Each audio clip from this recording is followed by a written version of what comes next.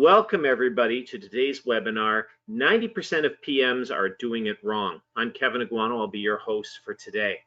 It's going to be an interesting talk. I hope you enjoy the presentation. We have quite a few people signed up, many of you coming in through the web interface, some of you using the downloadable plugin helper application on your web browser. Some of you are connecting via phone rather than a web browser. That's great. I see a lot of variety here. That's awesome. The way we're going to structure this today is in your web interface on your phone or on the web browser. There will be a questions tab where you can type in questions. What I'm going to do is I'm going to hold answering questions till the end, but I encourage you to capture them as you go so you don't forget. So feel free to type your thoughts or your questions into the questions tab as we go. And then at the end, I'll leave some time to review the questions and answer them and provide any and review any other feedback that's received. Okay, this is being recorded, and welcome to those of you who are listening to this via the recording. This is part of a webinar series we run approximately every 2 weeks throughout the year, although things slow down a bit in the summer. We just do one a month in the summer. So approximately 32 webinars throughout the year that we do. And they're all recorded and put on YouTube for public access. So thank you to those of you who are watching this online at a later date. For those of you who attended live, you get to ask questions. Excellent. Okay, moving into the presentation materials. Before anybody asks, we do not typically make the slides available later, but the full recording of the slides with the audio will be online within 2 or 3 days.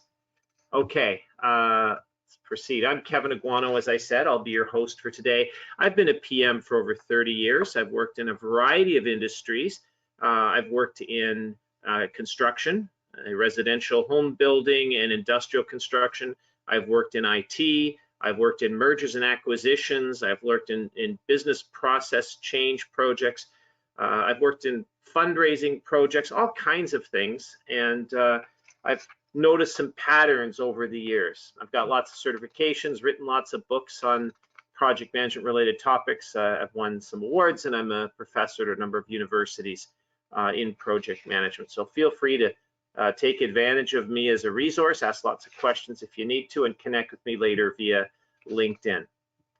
Okay, so today I'm going to start with talking about what is wrong with traditional project management? Why do we need to even think differently? What's the trap that classic project management gets us into? What do sponsors really want that we're not delivering with our classic project management approaches? And what are some of the new innovations that have been coming out over the last, maybe even decade and a half that really fix this problem? And as I said, we'll leave some time for Q&A. So first I'm going to start with what's one of the traps of we'll call it classic project management. Now this particular image I chose for a reason.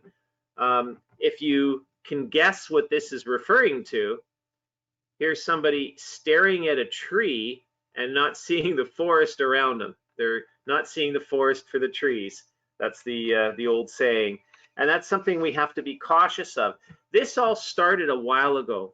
In 1987, PMI produced something called the Project Management Body of Knowledge, the PMBoK. In 87, it was not the PMBoK guide, it was the PMBoK. And it listed a prescriptive view, and it tried to catalog all the things a project manager needed to know. They realized they couldn't possibly document every single thing a PM needs to know. So in 1996, PMI produced the guide to the Project Management Body of Knowledge, or the PMBoK guide as we currently refer to it as. And in this particular case, the document was trying to provide some of the key things that a project manager needs to know to be competent. Now, this document was primarily written by Bill Duncan, a friend of mine.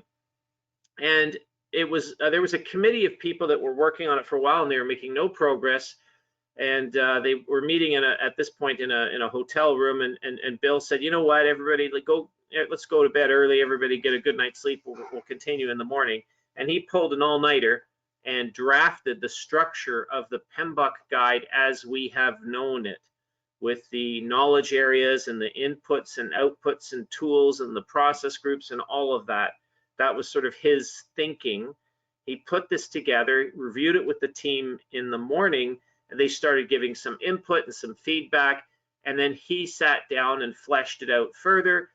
Basically, every word in this document came out of his fingers onto his keyboard. He wrote the first PMBoK guide in 1996, and this was revised over the years through several versions. We had 5 revisions, a total of 6 versions of the PMBoK guide over the years until 2021, and then PMI made a radical change in the document, and I'll discuss that in a moment. This classic view of project management that survived from the mid-90s until 2021 largely took project management as sort of taking a contractor's view of project management. The project starts with the formation of a contract, to engage a team, a project manager to deliver the scope of a project. Now that contract could be a formal external legal agreement with you're hiring a vendor to do the work for you, or it could be a charter, which is sort of like an internal contract to engage an internal team to deliver the project. So it had sort of this contract view of project management. And the goal of a project was to meet the detailed documented scope that was agreed to within the constraints that were placed upon you by the contract. There might be deadlines or budgets or things like that that you had to perform within. So it had very much a contract-centric view of project management. And as I said, that persisted for many, many years. Now, one of the issues with that, and here's a figure taken from figure 3.5 in the original PMBoK guide. The issue is about how we think about the core processes of project planning. Now, it starts with scope planning. Now, the definition of scope planning in the original PMBoK guide was to come up with a written general scope statement. So a general written statement of scope, okay? Doesn't go into all the details yet. It doesn't break things down. There's no work breakdown structure. It's just the overall description of roughly what is the scope for this project. Then the next item was scope definition. Now here's where we do our work breakdown structure. But the PMBoK guide was always very explicit. The WBS should not get to the level of tasks or activities, just deliverables, work packages, deliverables. So originally, it's almost what the British would call a product breakdown structure. The WBS was to break down the product of the project into its component pieces. So if you're building a house, your WBS would break down to things like, windows, doors, hinges, door handles, a burglar alarm. You'd get down to all the nitty-gritty little bits and pieces of the house to make sure you've got it all figured out. That was the goal of scope definition, not how do you install the hinges, who's going to do it, getting into those details, that comes later. So once you've got the scope definition done, then you get into what they call activity definition. Now, activity definition, sometimes people include that in building their WBS. That is not the intention of PMI originally, even though it's a common practice that people take their WBS right down into the activity or task level. PMI says activity definition starts sort of, I guess, the breaking things down into the minutiae of how are we going to do this work. So figure out all the steps that are required to get those deliverables done. So how are you going to install the doorknobs? Somebody's going to have to purchase them, unpack them. Somebody's going to have to drill the holes in the doors to install the knobs and latches, screw them in place. Somebody's going to have to test them. So what are all the steps to putting in the doorknobs? That's the activity definition stage. Then there's something called activity sequencing, as you can see in the diagram. where we put them in order. Then we do the duration estimating, figuring how long it's going to take each one to do. And duration estimating is largely dependent on the resources that are available, because some people work faster than others. Then we cost estimate, and that's the cost needed to complete the activities. It's still very much activity focused. Then you build your schedule, you schedule these activities, you do, and we kind of then can do something at a higher level, which is overall cost budgeting, which is take our cost estimates and add some contingencies and come up with some bigger numbers that will be our budget. And then we call all that whole package of things the project plan. Now, the issue with this is it's all activity centric. Most of that work is highly defined upon the activities, where you need to know how you're going to do the work in detail at the beginning. Now, we have some projects where we don't know how we're going to do it yet. We're going to have to figure that out as we go. And that's where project planning became a little bit awkward on some of these projects, exploratory projects, R&D projects. And these tried to find other ways of handling this work, sometimes borrowing from the Agile methods or other types of approaches that are iterative and incremental in nature to help them deal with the complexity of trying to come up with a plan when you're not sure how you're going to do it or what you're going to do yet. So that's one issue with this. Another problem with this approach is business stakeholders generally don't care how the work gets done, just when it gets done. They don't care about the tasks, who's doing the tasks. You build these complex project plans with all that detail, your stakeholders don't care. They just typically want to know what gets done by when. When is my favorite deliverable going to get done? How many deliverables can get done by the end of the quarter? They're more worried about the deliverable focused view than the task focused view. And these task-based plans are so complex. My gosh, I've seen project plans, task-based project plans that are 5,000, 10,000 line items on them. They're so complex, they're hard to read. They form really bad communication tools.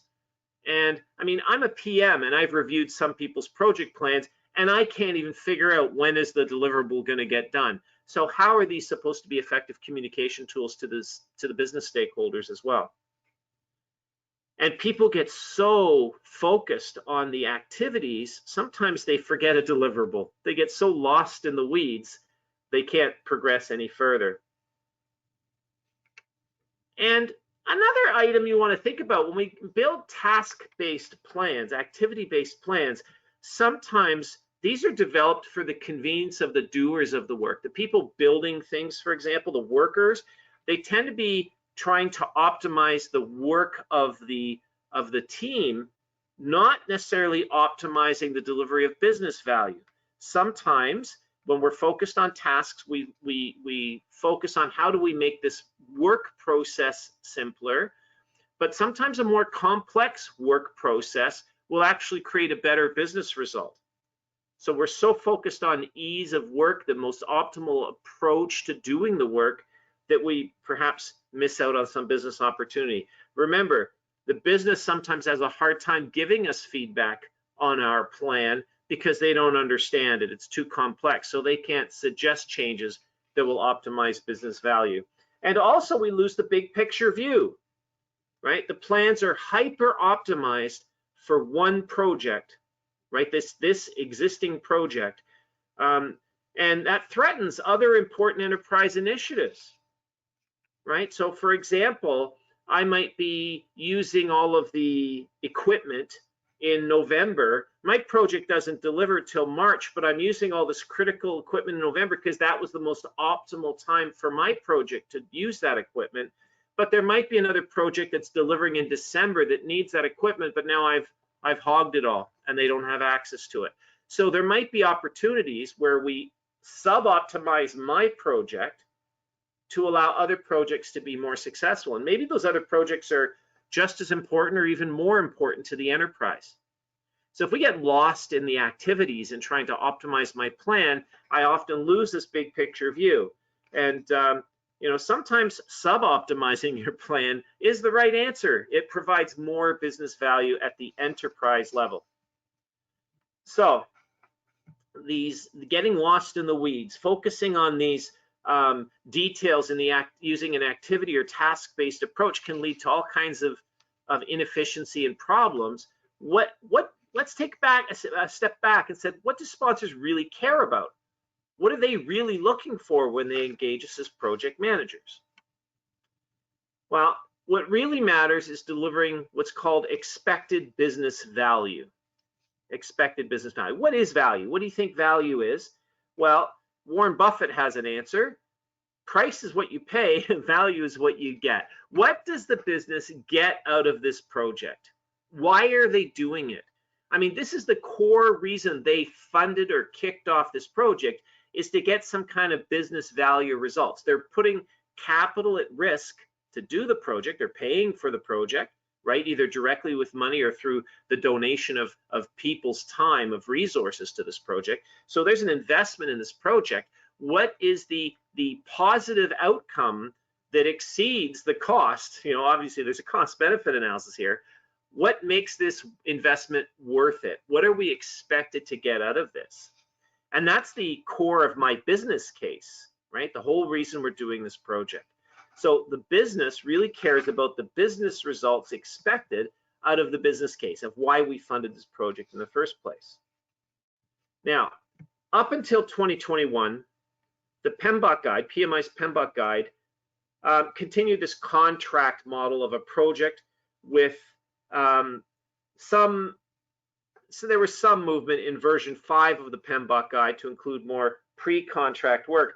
But basically, they looked at the life cycle of a project from the initiation of the project, which included sometimes creating this charter.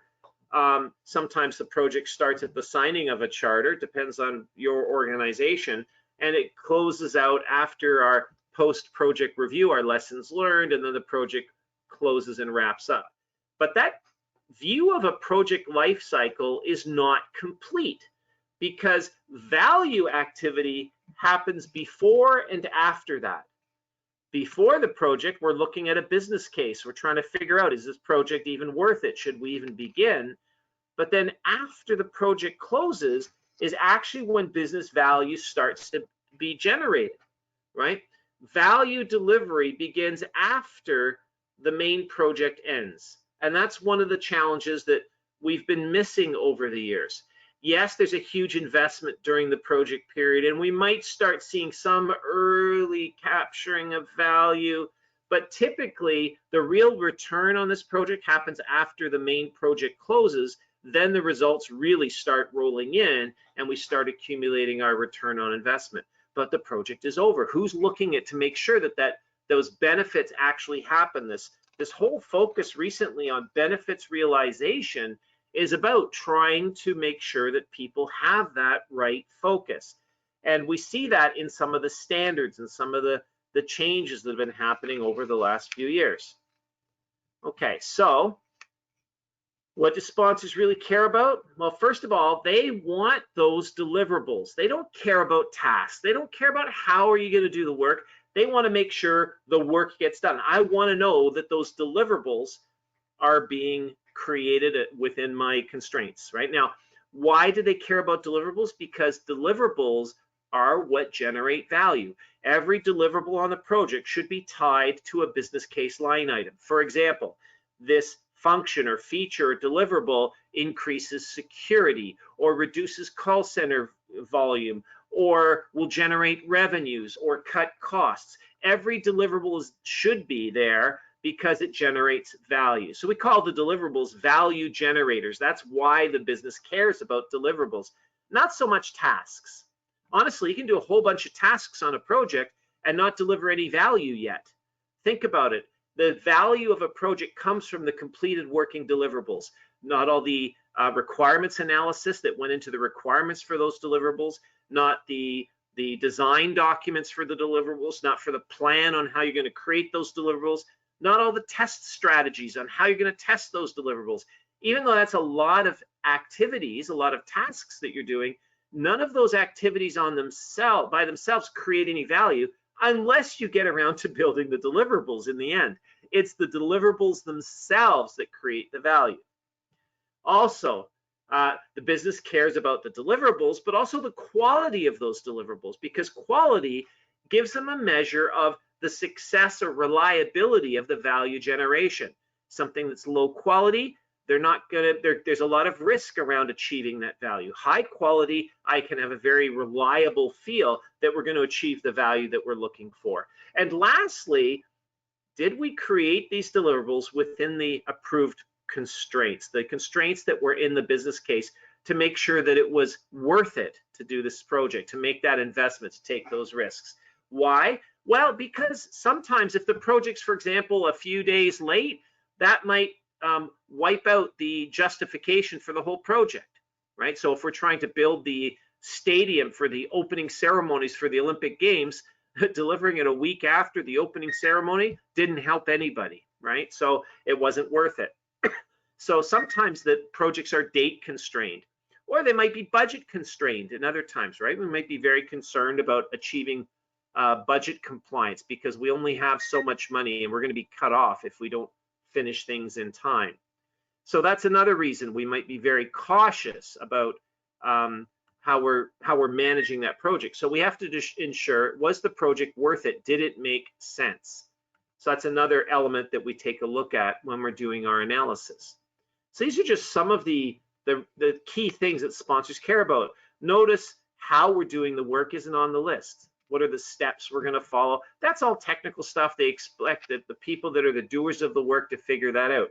You know, if you hired a plumber to come in and fix your sink, you care about, is the sink fixed, not what wrench is he using, and is he, you know, what's the steps he's using to fix the sink? Was he loosening the nut on the P-trap before he loosens the nut to the, you know, to the sink? Who cares? Leave it to the pros. They know their stuff. You're going to be focused on the results. Okay, so given all of this, given all these concerns, what are these innovations that PMs can take, right? The innovations that have happened in the PM industry over the years that address this problem, that fix things.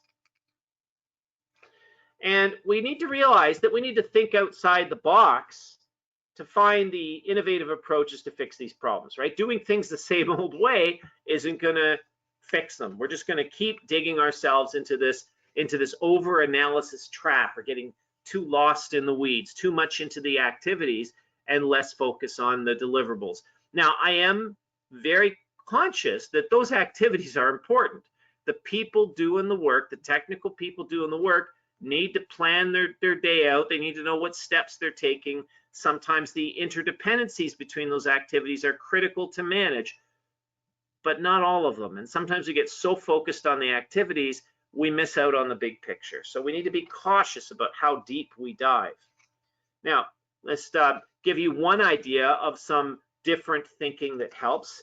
And this is not a presentation about Agile, but I'm just saying Agile project management, for example, is just one area where there's been a lot of innovations over the last decade and a half that we should seriously take a look at, because it addresses some of these exact problems that we've been finding.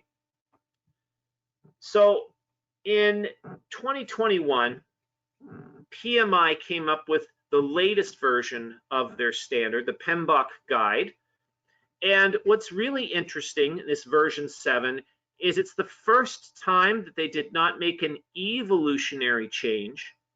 It's not an update to the earlier versions. It was a revolutionary change. They actually rewrote the document from scratch. Significant, complete rethink of how we're approaching project management. This is a huge shakeup, and a lot of people missed out on that. A lot of people who got their PMP certification on one of the earlier versions of the PMBoK guide have not kept up to date buying the new versions of the PMBoK guide year over year, because frankly, it's a pretty boring document. But this new one is such a dramatic shift. If you don't have it already, you should get your hands on it and take a look at it. First of all, PMI moved from a predictive, process-based view of how we should do projects, right? Very much an activity-based view in many ways, to keep to a principles-based view to keep up with these rapid changes in the field, such as the emergence of Agile methods. So it's more about the principles. What do we need to control the project? What do we need to understand to make sure that we're addressing risks appropriately, not so much focused on all the steps. That stuff is still around. It's actually not in the PMBoK guide. They took it out and moved it into something called Standards Plus. So much of the content that we're familiar with from earlier versions of the PMBoK guide, like all the knowledge areas, you know, and things like that, the process groups, that stuff's been removed and pulled down into Standards Plus, an online platform that they feel can hold multiple different approaches, not just a waterfall approach, but agile materials and other iterative and incremental materials. All of that can go into Standards Plus and keep the document focused on principles. They also took a systems thinking approach to project value delivery, rethinking everything. It's a completely different way of considering projects, and it's very much focused on looking at the value chain, right? What delivers value? How do we ensure the value chain? It's very much a business case focused view on projects. This dramatically shook up the PM trainer community, the internal workers within PMI, other standards teams. This was almost a bet the business change for PMI, and it shifts everything that they were doing to a different way of looking at it. And they introduced more things to help protect business value, make it more business value focused, such as including organizational change management, or OCM, as a necessary PM skill set, realizing that OCM is how the deliverables get rolled out and you start to earn that value. If you remember the graph I showed you earlier, value delivery doesn't start till kind of after the project's over. OCM should be stuff that you put in place to make sure that that value delivery happens. So as I said, it was a revolutionary change, not an evolutionary change. And I highly think you should take a look at that. So what can we do differently to actually take some of these principles and ideas and put them into practice, to actually make our project management profession, put these new ideas into practice in our day-to-day project management work? So one of them that we can borrow from the Agile world is create deliverable-based plans. So instead of scheduling a bunch of activities, schedule the timing of deliverables. So this is something called an Agile release plan from an Agile project. The project is divided into two. This is a book writing project. The project is divided into two releases. There's a draft release, an early draft release of the book. That'll go out to book reviewers and people like that for some early feedback before the book is published. And then there's the final release that will be printed by the publisher and put into stores. Each of those releases is divided into a series of iterations. There's 6 iterations in the early draft and 3 more iterations to create the final version. And then inside each iteration, we've listed deliverables. Now here the deliverables are referred to by number, right? So iteration 1 has deliverable 20, 21, and 3. 3 different deliverables are part of that iteration. This is the timing of the deliverables. So this is somewhere we'll have a little legend that will say what each of those deliverables is, but these are certain chapters, certain components of the book, as well as book marketing plans and things like that that have to be put in place, and the timing of them, because there may be dependencies on other teams. They can see when is my deliverable going to be done, and they know when they can schedule their work that follows on from that. So taking a deliverable-based approach, we're not going to have hundreds or even thousands of tasks on a project schedule or project plan. We've got here, what, maybe 20, 30 deliverables, and the timing, it's very quick to get very easy to create a quick overall view of the project, and people can now answer the questions, especially business stakeholders, of when is my stuff going to get done? I'm dependent on another feature. When is it ready? I have to provide input to one of these features. What is my deadline? When do I need to have it ready by? If there's dependencies between these deliverables, we can see, does the dependency still intact? If item 19 needs number 23 to be done first, that deliverable needs to be done first, they probably shouldn't happen in the same iteration. Maybe I should spread them out, so 23 comes at least one iteration in advance. So creating these deliverable-based views simplify the strategic analysis of a project. We can figure out really quickly, are we getting enough business value by the end of first quarter or third quarter? Are we getting enough value before our first release? Are there any features that will be missing in that release? Any deliverables that will be missing? Can we move them up? Is there something else we can do? So this level of planning is great for communications, especially for cross-team interdependencies and interlocks. Somebody might say, hey, you're using all the testing resources in December for iteration 5, all this fancy testing equipment and machines, but you're not delivering till February. My project delivers at the end of December. Can we change your schedule a little bit so that I can get my stuff, I can use that equipment and get my stuff done, right? If you're constrained on, for example, IT environments, that might be something in particular, or heavy equipment. There may be some dependencies there. So this fosters that level of discussion and negotiation and deal making. Okay, so task-based plans are too complex and they're hard to understand, and sometimes they're hard to change, right? So many tasks with all their interdependencies between them. It's so simple. If a task is coming a couple days late, just update the Microsoft project file. But now all of a sudden, all of your loaded and leveled resources are all skewed out of kilter, and now you got people working 300% one day and 0 the next. It could take you a week to make that plan look nice and pretty and balanced again. These deliverable-based plans typically don't have those issues. So that's something we can do right away. Even on non-agile projects, we can start with deliverable-based planning, and then we can start breaking it down into more detailed task-based planning using a rolling wave planning approach or just-in-time planning. The next thing we can do is we can prioritize our deliverables to maximize business value instead of prioritizing them based on convenience of delivery, right? Prioritizing deliverables before building our high-level plans makes sure that the business value delivery is optimized, right? It's less waste. We're making sure that we're working on the right stuff in the right order to get early delivery of value, to make sure that my key risks are dealt with. The business may have some early wins, or big quick wins, low-hanging fruit, whatever you want to call it, that they want to take advantage of right away. So we can look at, for example, the urgency of getting an item done, as well as its impact on the business case. In other words, how much value it's generating. And we can start to come up with some ideas of which ones are must-haves. We're going to get those off first. Which ones are nice-to-haves. I'll do them a bit later. And we might even find some that maybe we're not going to do at all. We realize that they're not urgent. They're not generating enough value. Maybe we ignore those, or those are on the list for next year's upgrade or maintenance project. We can maybe slip those in. So taking a prioritization approach before we build our plan can be very helpful. So if we take this approach, then build our release plan, you're more likely going to create a release plan that is actually helping stakeholders by generating the sorry, my computer's throwing messages up on the screen here. There we go.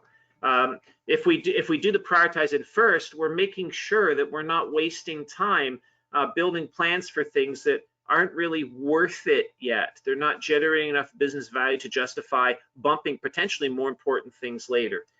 Remember, I said if teams are left to prioritize, research shows they tend to create plans that are optimized to make their lives more convenient. So this prioritization up front on deliverables gives us a value focus, not a convenience focus, which may be the right answer for the business. Another thing we can do is report and forecast business value delivered, how much value we're actually creating, so the business can get an understanding, is the project succeeding or not? Are we generating the returns that we were looking for? So there's a couple ways we can do this. One of them is we can assign a dollar value of the value to each deliverable. How much value is this going to create? So dollars of savings, or dollars of new revenue or something like that. We could potentially assign a dollar value to deliverables and track how much value is being created over time during the main project. And that's an agile approach called tracking earned business value. But we can also do it after project launch by tracking the accumulated value that's being generated post-project as well, right? So remember, most of the value comes after the project is launched. Instead of looking at potential value during the construction project, we can look at the actual value delivered after launch and compare. And this is where we can see if our organizational change management activities were successful or not, right? Was the project worth it? So again, that's another approach you can look at that you'll find very successful in helping out with this value, delivery of business value and this deliverable-based approach. And lastly, make sure we're optimizing throughout the project. Don't just wait till the end. So for example, lessons learned. Don't just do them at the end of the project, hoping some future project will come along and we'll magically remember the lessons learned from a previous project that may have happened years earlier, right? Do the lessons learned on a regular schedule throughout the life of the project. If we break the project up into phases, do it at the end of each phase. If we're using an agile approach and doing them in iterations, at the end of each iteration or sprint, do a lessons learned. In agile, we call them retrospectives. So, because we could probably benefit from those lessons now because we're still in this project. So measure your lessons learned during the project and apply them right away to do the next iteration more efficiently and effectively. This is essentially lessons learned on steroids, making sure that optimization happens very quickly and very efficiently, right? Why keep going down the wrong path if you know there's a better approach?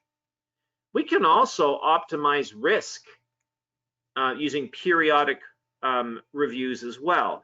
Most projects do risk analysis at the beginning during the planning phase, and we rarely look at risk again from a planning perspective. We just react if risks pop up, then we do something about them. But again, if we do risk analysis and risk identification periodically throughout the project, we can fix or avoid risks before they affect the project and put the delivery of value at risk. So in Agile, for example, if we're doing our daily Scrum meetings, every day we ask people, hey, are there any new risks that you know of that have just emerged that may impact our success in this iteration or the whole project? And it's all about spotting things that are threatening value delivery and nipping them in the bud while they're still small, while they're easily avoided or fixed. The same thing with issues. On a daily basis, if we're doing these daily Scrum meetings in Agile, one of the things we can do is ask people, hey, are there any problems getting your work done yesterday? What issues are you having that you're struggling with? Instead of you struggling day after day after day, hoping you'll figure out some answer, maybe the person sitting right across from you knows the answer and can give you the answer right now. So it's team members helping each other out, fix issues, find and fix issues right away, before we waste time and money struggling with problems that could have been solved quickly. We also look at feedback, getting feedback from our stakeholders quickly. So lots of frequent demos and reviews along the way. If you can get feedback quicker, you're less likely going to get to the end of the project and hear the dreaded phrase, well, that's not what I meant, right? You don't want to get there because that means there's tremendous amounts of waste and rework. The sooner you can get that feedback, the quicker you can adapt and change and avoid going further down the wrong path. And lastly, even QA testing is a way of forcing efficiency throughout the project. If we test once at the end, there may be tremendous amounts of waste and rework to fix an issue. You may have to rewrite entire parts of a piece of software or tear out concrete, and because underneath the concrete there was a pipe that was connected incorrectly. There may be huge amounts of waste, but if we're inspecting and testing and assessing quality throughout, we may find those defects earlier when there's less rework to do to fix them. So it makes sense to test throughout not just at the end, because that creates even more optimization as we go through.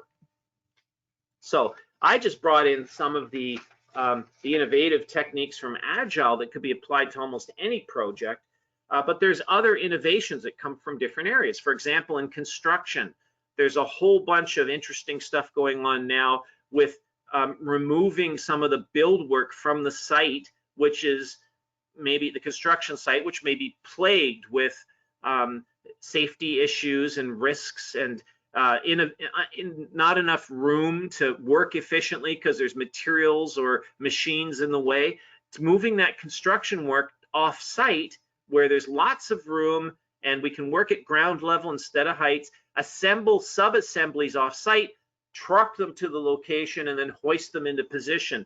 So there's a lot more of this kind of innovative thinking going on to speed things up, build efficiencies, and reduce risks. I saw a roof being put on a building the other day that was actually a peaked roof that was actually built at ground level and then hoisted up onto the top of a building because it dramatically sped things up and reduced risks of working at heights.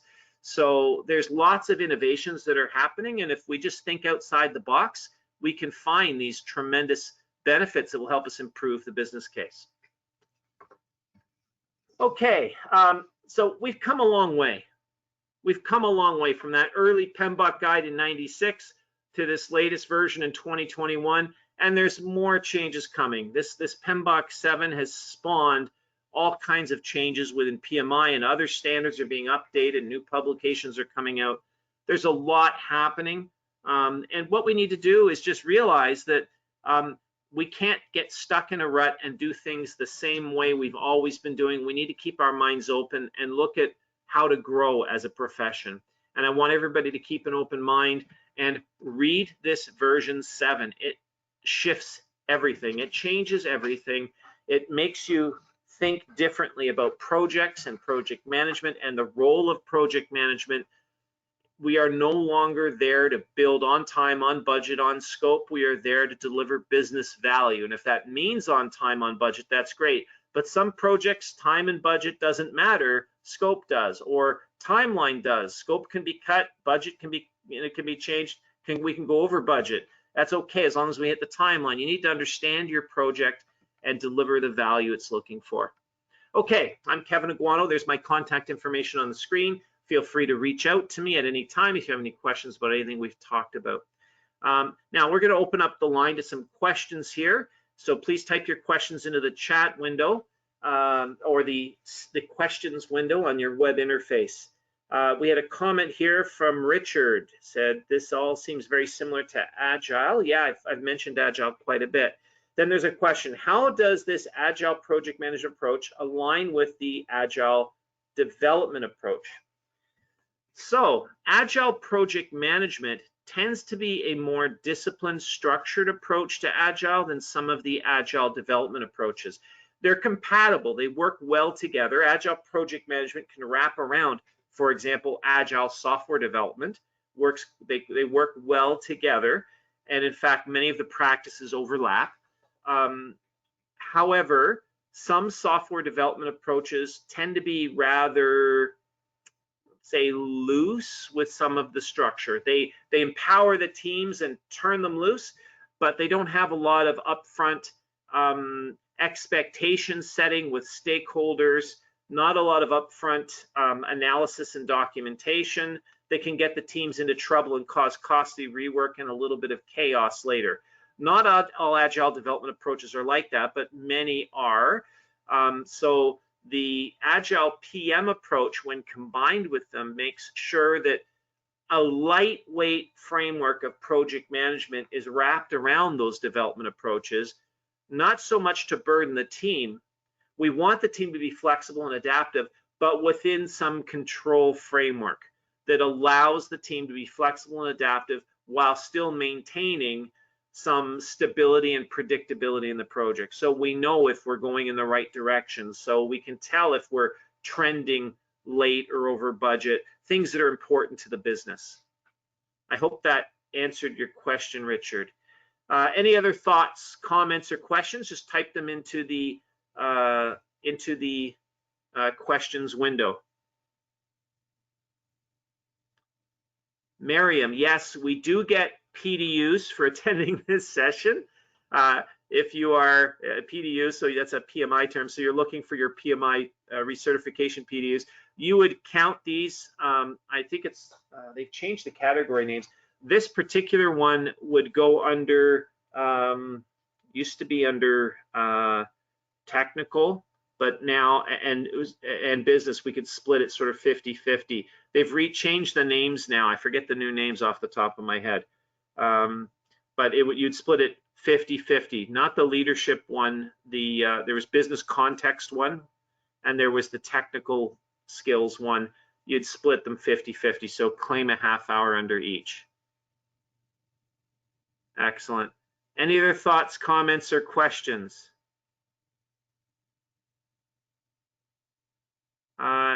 Yes, Miriam, you can claim other credits for this as well. If you are a member of the IIBA, you can claim CDUs for this. There's continuing education credits if you're a member of the BOMA, the Building Owners and Managers Association, under the project management category. Many other professions you can claim professional development credits for attending this session for. So if you have one in particular, just send me an email. My email address is on the screen and I'll get you the details. Okay, a question from Deepak. How should we empathize with resources while focusing on deliverables? Deepak, can you explain a bit more detail what you mean by empathize? If you are interested, I should be able to unmute your line. No, I can't, unfortunately. You're not connected with the app. Could you explain a bit more in the questions window again what you mean by empathize? So while people are working at work, there is still an activity-focused view within the team, but not to the business, right? We want to focus on maintaining this deliverable-focused plan at the highest level. The team themselves may have activity-based work plans for slices of the work, and they do that just in time. I mean, PMI always talked about this as rolling wave planning. We have the high-level view, which is deliverable-based, and then these detailed task-based plans for the next cycle or chunk of work or the next phase. We build those just in time, and those activity-based plans are used by the team. We don't even bother showing them to the business because the business won't understand them. But those activity-based plans are, call it maybe subservient to the deliverable-based plan. The deliverable-based plan is the overall major plan, and those activity plans branch off of it, and the deliverable plan takes precedence. But we still have people managing at the task level during those slices of time for their little piece. So Deepak clarifies, making task doers feel important while they perform the tasks to achieve the deliverables. Yes, absolutely, because what we do is we're tracking that business value delivery. So we can actually have the team members, working on tasks to create deliverables. And while they're creating these tasks, we can show the deliverable that it's connected to and the value that that deliverable generates. Remember, every deliverable has an associated business value. So we can say you are working on something that's going to generate, $30,000 of business value, and we're trying to get it done over the next, couple weeks. So please work hard because we got $30,000 on the line per year coming out of the use of this deliverable. That could be a motivating factor as well. If we can show the traceability of every task is tied to a value generating deliverable, that creates some motivation in and of itself. We show that their tasks matter. Excellent. Well, we're out of time. I want to thank everybody for attending today. This video will be put up on YouTube and the Procept.com website within the next 48 hours. Thank you for attending. Wherever you heard about this webinar, keep your eyes open for the other ones in the series. As I said, we run them about every 2 weeks. During the summer, it slows down, but we're getting back into September again now. shortly, and you'll see them starting up again every 2 weeks. Thank you very much, everybody. Have a great day.